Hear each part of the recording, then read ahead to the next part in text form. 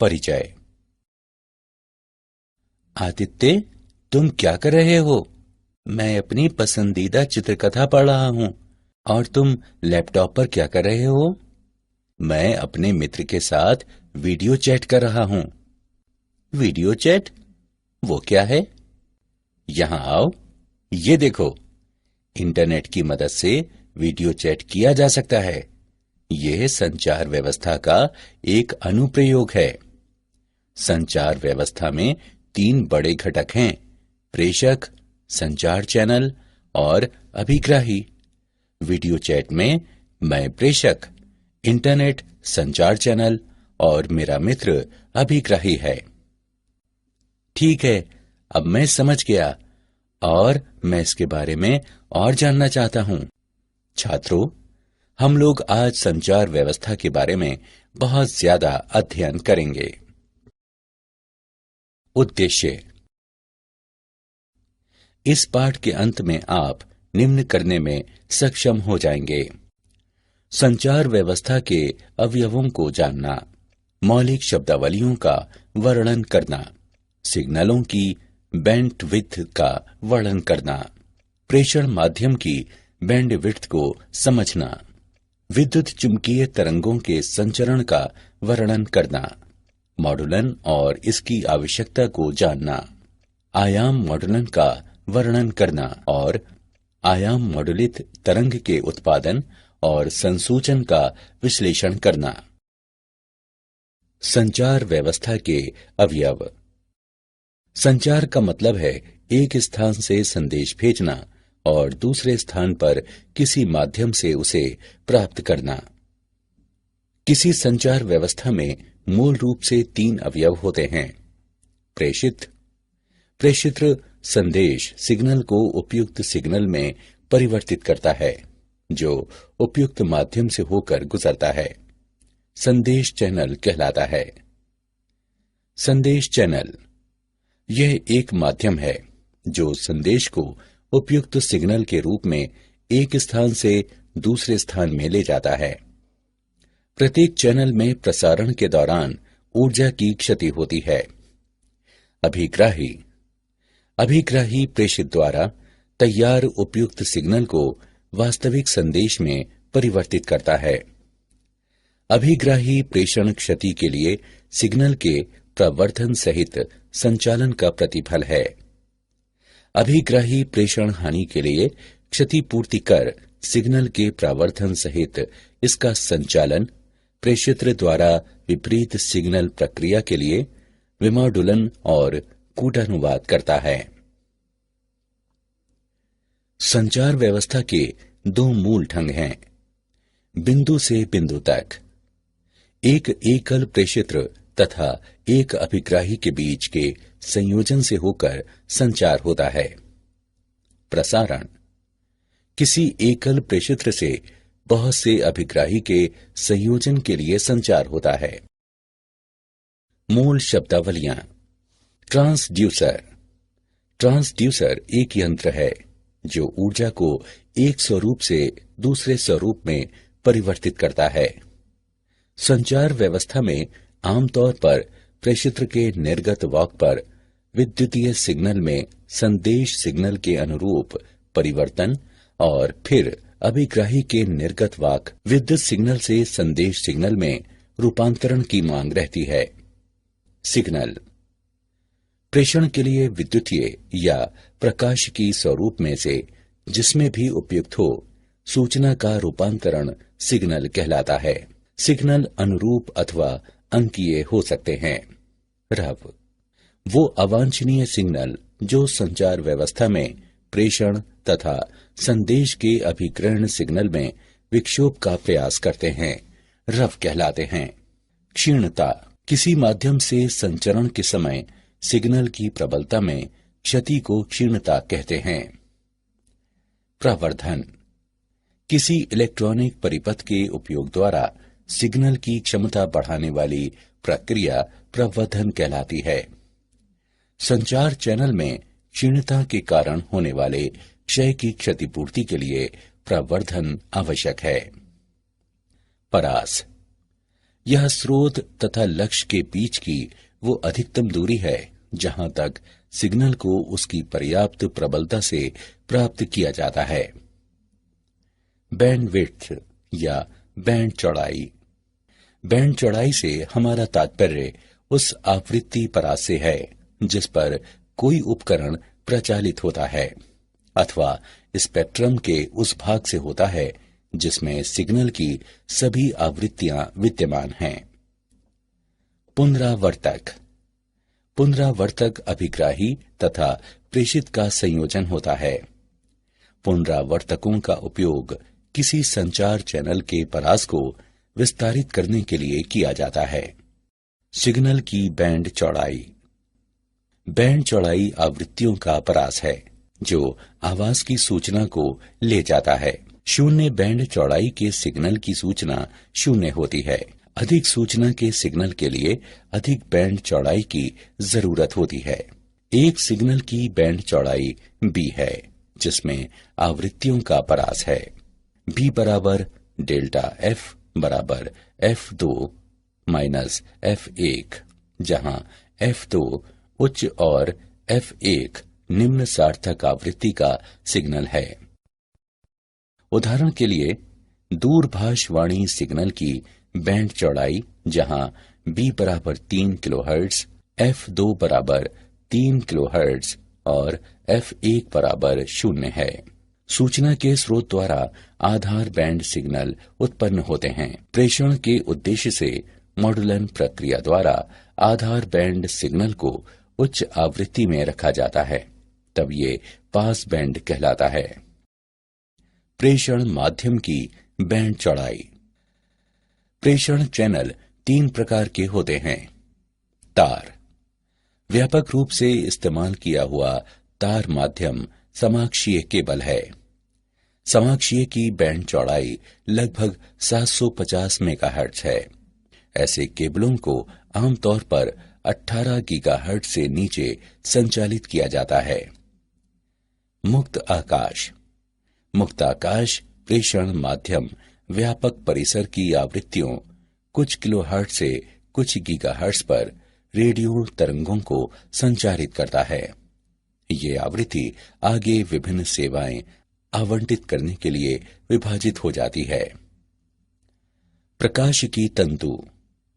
किसी प्रकाशिकी तंतु की आवृत्ति परिसर 1 टेराहर्ट्ज से 100 टेराहर्ट्ज है। ये 100 गीगाहर्ट्ज से अधिक बैंड चौड़ाई प्रदान करता है। वैद्युत चुंबकीय तरंगों का संचरण। पृथ्वी का वायुमंडल गैसीय पर का रोमांचक परास प्रस्तुत करता है जिसमें वैद्युत चुंबकीय तरंगों को विभिन्न आवृत्तियों में विभिन्न मार्गों पर संचरित करता है। वैद्युत चुंबकीय तरंगों को 3 प्रक्रियाओं के माध्यम से प्रेषित किया जा सकता है: भूतरंग संचरण, व्योम तरंग संचरण और आकाश तरंग संचरण। भूतरंग संचरण। ये एंटीना द्वारा विकृत तरंगे हैं जो भूसतह के साथ समानांतर या निम्न कोणों पर गमन करते हैं। जब भूतरंगे भूसतह के ऊपर से गुजरती हैं, पृथ्वी के वायुमंडल द्वारा अवशोषित हो जाती हैं, इसलिए वे थोड़ी ही दूरी तय करके समाप्त हो जाती हैं। यहां भूतरंगे केवल 500 हर्ट्ज से 1500 किलोहर्ट्ज की कम आवृत्तियों के संचरण को झेल पाती हैं। व्योम तरंग संचरण। व्योम तरंगे वायुमंडल के क्षोभ मंडल तक ही सीमित हैं और इसके 2 घटक हैं। प्रत्यक्ष तरंगे। ये तरंगे प्रेषण से अभिग्रहण एंटीना तक सीधे भ्रमण करती हैं। परावर्तित तरंगे। ये तरंगे प्रेषण एंटीना से पृथ्वी तक भ्रमण करती हैं और यहां से अभिग्राही एंटीना तक परावर्तित हो जाती हैं। आकाश तरंग संचरण। ये किरणें एंटीना द्वारा बड़े कोण पर विकृत होकर ऊपर की ओर जाती हैं और आयन मंडल से परावर्तित होकर अभिग्राही एंटीना तक पहुंचती हैं। रेडियो तरंगों का क्षोभ मंडल परावर्तन द्वारा आकाश तरंग संचरण के लिए आवृत्ति परिसर कुछ मेगाहर्ट्ज से 30 मेगाहर्ट्ज तक का होता है। आयनित परतों का अपवर्तित सूचकांक आवृत्ति पर निर्भर करता है और ये 1-81 का मूल विभाजित वर्ग f के बराबर होता है। उदाहरण, आइए हम एक उदाहरण लेते हैं। एक टीवी टावर की ऊंचाई 200 मीटर है। यदि टावर के आसपास का औसत जनसंख्या घनत्व 1800 प्रति वर्ग किलोमीटर है, तो ये टीवी प्रसारण कितनी जनसंख्या को आच्छादित करेगा? दिया गया है पृथ्वी की त्रिज्या 6400 किलोमीटर है। हम इसके हल को जानते हैं। दिए गए मान हैं h बराबर 200 मीटर, जनसंख्या घनत्व 1800 प्रति वर्ग किलोमीटर, पृथ्वी की त्रिज्या 6400 किलोमीटर। प्रेषण का परास दिया गया है d बराबर मूल 2HR। अब मान रखने पर और इसकी गणना करने पर हम पाते हैं d बराबर 5.06 गुणा 10 पर घातांक 4 मीटर। प्रेषण द्वारा आच्छादित क्षेत्रफल बराबर पाई d वर्ग। जनसंख्या आच्छादित बराबर क्षेत्रफल गुणे जनसंख्या घनत्व। अब मान रखने पर और इसकी गणना करने पर हम पाते हैं 1.447 गुणा 10 पर घातांक 7। यहाँ 1.447 गुणा 10 पर घातांक 7 जनसंख्या को ये टीवी प्रसारण आच्छादित करता है। मॉडुलन और इसकी आवश्यकता। मौलिक रूप से निम्न आवृत्ति के सूचना सिग्नल को लंबी दूरी तक प्रेषित नहीं किया जा सकता है। अतः सूचना सिग्नल को उच्च आवृत्ति वाली रेडियो तरंग में अध्यारोपित करना जरूरी हो जाता है। इसे वाहक तरंग कहते हैं। सूचना सिग्नल को उच्च आवृत्ति रेडियो तरंग में अध्यारोपण मॉडुलन कहलाता है। एंटीना का आकार। किसी सिग्नल को प्रेषित करने के लिए हमें किसी एंटीना की आवश्यकता होती है। कोई एंटीना उस सिग्नल में समय के साथ होने वाले परिवर्तन उचित रूप से संवेदन कर सके।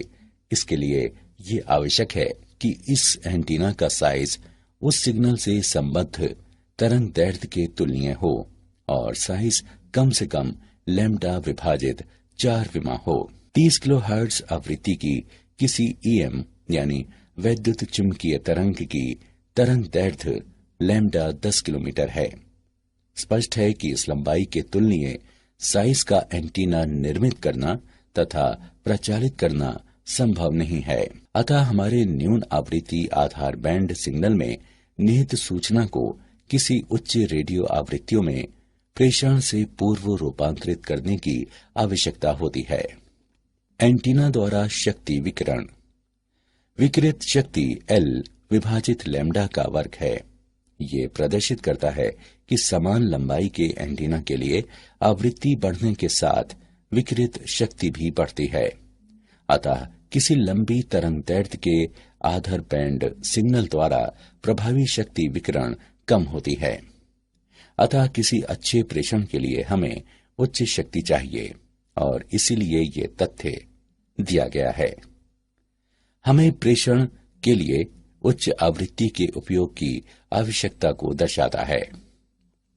विभिन्न प्रेषित्रों से प्राप्त सिग्नलों का मिश्रण। यदि कई प्रेषित्र एक साथ आधार बैंड सिग्नलों का प्रेषण करते हैं तो उन्हें अलग करना मुश्किल हो जाता है। अतः प्रेषण से पहले मूल निम्न आवृत्ति आधार बैंड सिग्नल को उच्च आवृत्ति तरंग में रूपांतरित करने की आवश्यकता होती है ताकि रूपांतरित सिग्नल में उन सभी सूचनाओं का समावेश हो जो मूल सिग्नल में समाहित थी। एक ज्या वक्रीय वाहक तरंग को इस प्रकार प्रस्तुत किया जा सकता है। CT बराबर AC साइन ओमेगा CT जमा 5। मॉडुलन के 3 प्रकार होते हैं: आयाम मॉडुलन, आवृत्ति मॉडुलन और कला मॉडुलन। मूल्यांकन। आगे बढ़ने से पहले हम देखेंगे कि आपने क्या सीखा। सही विकल्प को उठाकर उसके संगत स्थान पर रखें। आयाम मॉडुलन। हम विचार करें, वाहक तरंग और मॉडुलन तरंग निम्न द्वारा प्रस्तुत किए जाते हैं। VCT बराबर VC sine omega CT, VMT बराबर VM साइन ओमेगा MT। जब एक वाहक का मॉडुलित आयाम है, तत्क्षण मॉडुलन वोल्टेज VM वाहक आयाम VC पर आरोपित होता है। जब मॉडुलन वर्तमान रहता है, तब वाहक का आयाम इसके तत्क्षण मान पर निर्भर करता है। आयामित वाहक तरंग दिया हुआ है, VC plus VM sine omega MT गुणे ओमेगा CT। इसे इस प्रकार से लिखा जा सकता है, VT बराबर VC sine omega CT plus mu VC sine omega MT sine omega CT, जहां म्यू बराबर VM बटे VC मॉडुलन सूचकांक कहलाता है। उपयुक्त समीकरण को हम निम्न प्रकार से लिख सकते हैं। यहाँ FC माइनस FM नीचे की ओर बैंड आवृत्ति कहलाता है और FC प्लस FM नीचे की ओर बैंड आवृत्ति कहलाता है। इस प्रकार AM तरंग FC आवृत्ति और FC से थोड़ी सी अलग दो ज्यावक्रीय तरंगों की वाहक तरंग से बनी है, जिसे पार्श्व बैंड कहा जाता है। आयाम मॉडुलक के लिए आवश्यक चौड़ाई बैंड मॉडुलक सिग्नल की 2 गुनी आवृत्ति होती है। आयाम मॉडुलित तरंग को उत्पन्न करना। यहाँ मॉडुलक सिग्नल को वाहक सिग्नल से जोड़ा जाता है, जिससे XT सिग्नल प्राप्त होता है। ये सिग्नल वर्ग नियम युक्ति से होकर गुजरता है, जो अरेखीय युक्ति है और जो निम्न निर्गम देता है, जहां B और C अचर हैं। सिग्नल बैंड पारक फिल्टर से होकर गुजरता है, जो DC और ज्यावक्रीय आवृत्तियों ओमेगा M, 2 ओमेगा M और 2 ओमेगा C का परित्याग करता है और आवृत्तियां ओमेगा C घटा ओमेगा M और omega C plus omega M को कायम रखता है। इसलिए बैंड पारक फिल्टर का निर्गम एक AM तरंग है। निम्न शक्ति पर मॉडुलित सिग्नल प्रेषित नहीं हो सकता है। अपरिवर्तक बाद में शक्ति प्रवर्धक हो जाता है, जो आवश्यक शक्ति प्रदान करता है, और उसके बाद मॉडुलित सिग्नल उपयुक्त आकार के विकिरण के लिए एंटीना को पुष्ट करता है। आयाम मॉडुलित तरंग का संसूचन।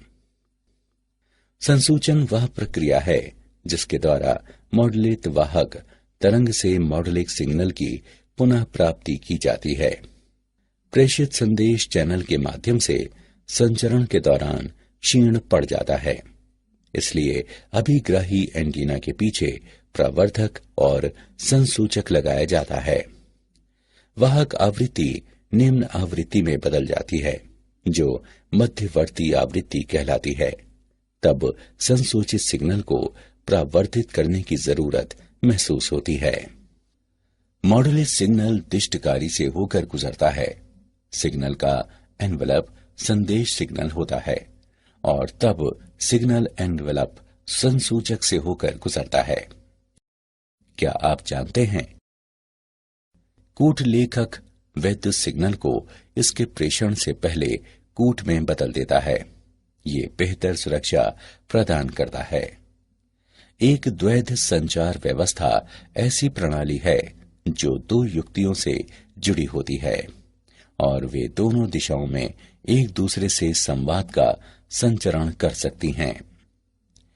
बेल लैब्स ने सन 1947 में सबसे पहले सेलुलर रेडियो टेलीफोन नेटवर्क प्रस्तुत किया था। वर्ष 1994 में अमेरिकी सरकार ने इंटरनेट पर नियंत्रण किया था और संचार में गति प्रदान करने के लिए WWW की उत्पत्ति हुई थी। सारांश। आइए हमने जो कुछ सीखा है उसे संक्षेप में दोहराएं। संचार का मतलब है एक स्थान से संदेश भेजना और दूसरे स्थान पर किसी माध्यम से उसे प्राप्त करना। संचार चैनल एक माध्यम है जो संदेश को उपयुक्त सिग्नल के रूप में एक स्थान से दूसरे स्थान में ले जाता है। प्रत्येक चैनल में प्रसारण के दौरान ऊर्जा का नुकसान होता है। संचार के लिए वैद्युतीय या प्रकाशिकी स्वरूप जो उपयुक्त हो, उसमें सूचना को बदलने की प्रक्रिया सिग्नल कहलाती है। बैंड चौड़ाई आवृत्तियों का परास है जो वाणी की सूचना को ले जाता है। शून्य बैंड चौड़ाई के सिग्नल की सूचना शून्य होती है। ये किरणें एंटीना द्वारा बड़े कोण पर विकृत होकर ऊपर की ओर जाती हैं और आयन मंडल से परावर्तित होकर अभिग्राही एंटीना तक पहुंचती हैं। सूचना सिग्नल का उच्च आवृत्ति रेडियो तरंग में अध्यारोपण मॉड्यूलन कहलाता है। आयाम मॉड्यूलन के लिए मॉड्यूलक सिग्नल की आवृत्ति को दोगुनी करने के लिए बैंड चौड़ाई की आवश्यकता होती है। संसूचन वह प्रक्रिया है जिसके द्वारा मॉड्यूलित वाहक तरंग से मॉड्यूलिक सिग्नल की पुनः प्राप्ति की जाती है।